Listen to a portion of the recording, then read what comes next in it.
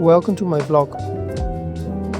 Right now I am in Lungern, in the canton of Obwalden. This village is one of the most beautiful villages in Switzerland. More than 2,000 Swiss people live here, in this peaceful and beautiful place surrounded by mountains and nature. Do you see that waterfall? I'll go there later.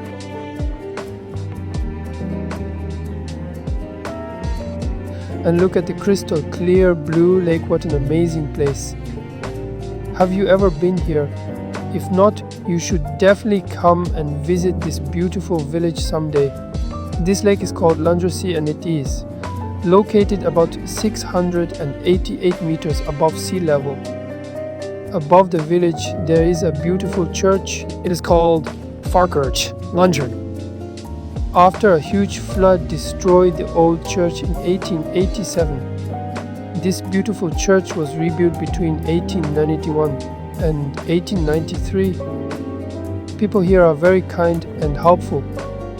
This village also has a camping spot and a small shop for visitors.